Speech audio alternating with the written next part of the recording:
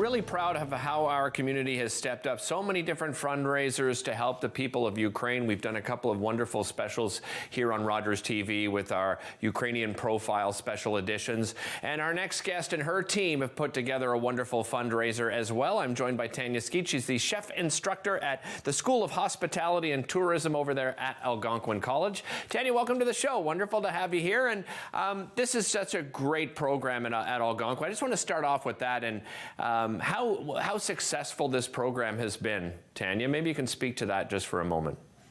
Like the program proper, or just the program proper? Yeah, the program proper.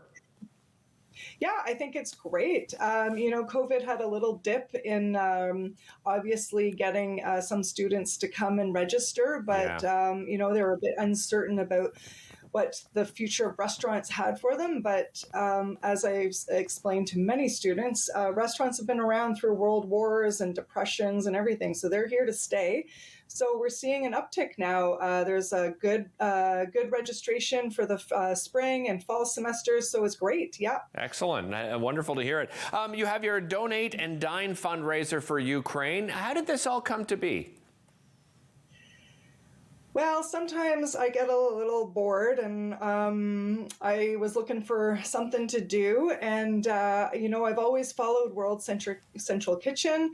I've been donating money there for a couple of years. They started around 2014, so I've been following them. Okay. And I donated and I still felt empty. So I was like, I sent to my chair and the restaurant manager, so Corey Haskins and Kathy Dewar.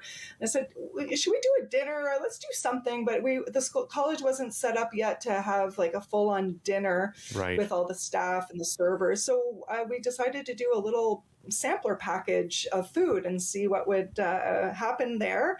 And it's been great. Yeah.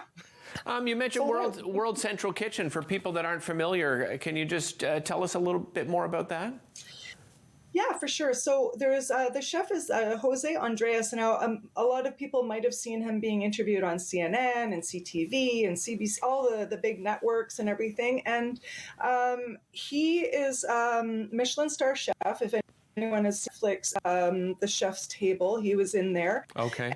And he wanted to do more than just feed Michelin star people, right? So he set up this, anytime there's a humanitarian crisis, be it he's fed people in COVID, he's fed people coming through the borders, Mexican-U.S. borders, hurricanes, everything. He's always around the world. They set up kitchens, kind of like Doctors Without Borders, but for kitchens. Yeah. And chefs volunteer, and they've already served over 1 million people meals served in Ukraine so far. That's amazing. So what a great initiative. It's a really good initiative.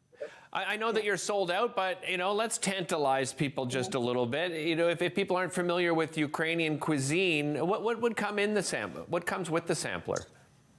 Well, this is where it was complicated for me because I don't have any experience with Eastern European food. So I've started speaking with people that are of European descent. So some Polish people, Hungarian people, some Ukrainian people. And then I was like, well, I would ask them for recipes and everything. And then it was always, well, they stole this recipe, this country modified this recipe. And it was just like, the last thing I wanted to do was insult someone and make a Russian-inspired meal. Right. So what we did was we kind of did a blanket of Ukrainian-inspired food. So we have pierogies, which are not called pierogies in Ukraine, and I forget what they're called.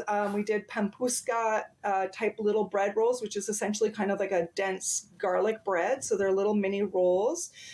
We have the baking department. Chef Margaret and Chef Mary took care of the breads. Chef Margaret took care of all the Easter sugar cookies, so they're the Ukrainian flag. So there's those. And we decided to do kind of like a chicken-inspired phyllo canapé, which is like a chicken Kiev with all the herbs and the dills and the garlic and the butter, and we made these little canapes that you can reheat and eat. I am like salivating here. Oh my goodness! I wish you weren't sold out. Maybe something though that you may do down the road again, because it's what a great success, and certainly perhaps we've inspired others to put together their own fundraisers like you have at Algonquin College. Tanya, thanks so much for joining us. Really appreciate your time. Thank you so much.